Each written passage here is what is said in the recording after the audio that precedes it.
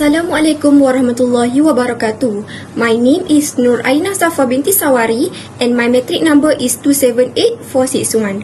I already read the issue listed in Board of Tender Dilemma, Challenge, Success and Accountability. I was very shocked that my close friend Mr. Abu was involved in procurement of government assets in Eba Municipal Council. According to the cases, he has frequently been the target of suppliers that looking for projects and tenders. Among them, Mr. Cho, who is a successful contractor, has took a chance to approach Mr. Abu. He planned to visit Mr. Abu at the office and they had some long chat. Mr. Cho also treated Mr. Abu with food and gift. Not only that, Mr. Cho also gave him a hamper during his birthday, BMW Superbike, iPhone 12 and iPad Pro as a gift. Mr. Abu was very happy at that time and without realizing, he has created a conflict of interest with the contractor. However, on 23 December 2020, the audit finding has revealed that there are some weaknesses related to the compliance with regulations and procurement planning that may affect the government interest. Datuk Zainal, who is a president of Eba Municipal Council, asked all departments to write a report on this issue that was highlighted by National Audit Department. At that time, Mr. Abu feel guilty with his action, but he still convinced himself that he was innocent and will prove that there was no evidence to cover up his criminal activities. So, based on these cases, I'm going to advise Mr. Abu about his misconduct in Eba Municipal Council. I hope he will understand and regret with his action by admitting his fault. Hello, Mr. Abu. Firstly, I want to thank you for telling me the truth about the cases in Eba Municipal Council. I was very shocked and worried after Datuk Zainal has pressured us to write a report due to the procurement issue in our company. I know you are kind-hearted people, but do you know that you have committed in corruption with Mr. Cho, your contractor? I still remember last week, you have told me that you have several problems, including family, health and finance. I understand your problem and we have discussed the solution, right? But now, I was very upset after heard that you have involved in procurement fraud, and if the upper manager know about this, surely they will take a legal action against you. Firstly, there are one thing that you should bear in mind when working under the government's department. We have to follow all rules and regulations, especially when it's related to our country. For your information, legal procurement is the process by which governments and private sectors organizations acquire goods and services that are required to meet a legal requirements. The benefit of using legal procurement include better compliance with regulations, reduce costs, and improve the quality of product and services. As a member of Tender Board, you should follow the government's procedure of procurement as prescribed by Federal Constitution, Financial Procedure Act 1957, Government Contract Act 1949, Treasury Instruction and Circulars. Besides, Datuk Zainal also has reminded and warned us to follow the prescribed rules as stipulated in government's procedure when approve the tender with supplier to ensure that the agreement made is legally valid. In addition, legal procurement also involves the process of contracting with suppliers and contractors in a lawful manner. By complying with all applicable laws, legal procurement can help to protect the business from corruption and fraud, as well as ensure that the transactions are conducted in an ethical and fair manner. Did you know, Mr. Abu, if you found to be suspected for not complying with the regulations and receive any bribes from any party, you will be penalized under Malaysian Anti-Corruption Commission Act 2009 with imprisonment for a term which may extend to 3 years or with fine or both, as envisaged under Section 161 of the Penal Code.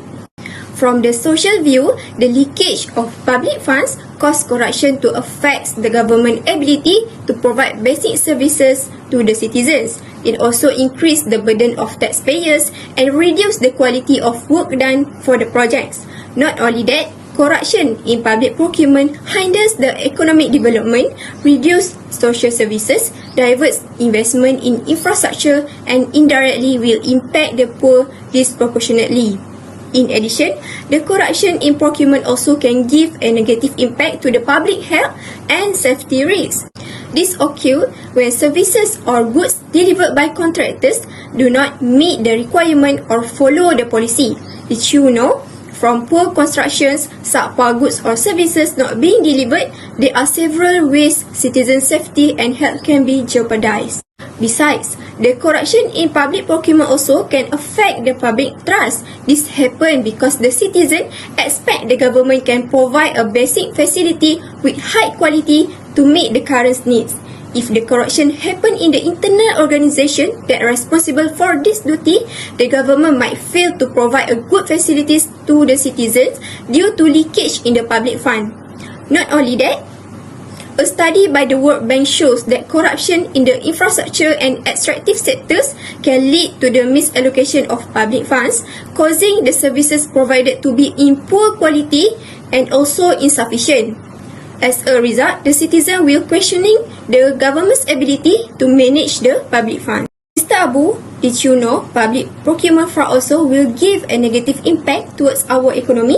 This is due to bad choices of choosing the projects, high cost of purchases, operational and maintenance fee, and debt servicing liabilities that will burden the government with financial obligations. Do you still remember when Datuk Zainal presented the finding from National Audit Department last week? Based on the auditor's findings, there are 24% or 3.58 million ringgit of the procurement was not implemented according to the specification. Not only that, there were issues of non-compliance with procurement specifications such as not following agreed schedule and compactors supplied were not as per specification indicated in the agreement. Besides, 44% procurements did not comply with the contractor or supplier appointment procedures and the value of the procurement amounted to 4.28 million ringgit. We also have received different types of model that does not fulfill the specification and over the budget. As a result, this will affect the government's plan because the public fund is not channeled well, thus causing a flow of money to be wasted. In addition to direct financial loss, procurement fraud also can lead to increased prices for goods and services and decrease the quality of those goods and services. Additionally, it can create an atmosphere of distrust between government officials and the business that contract with them.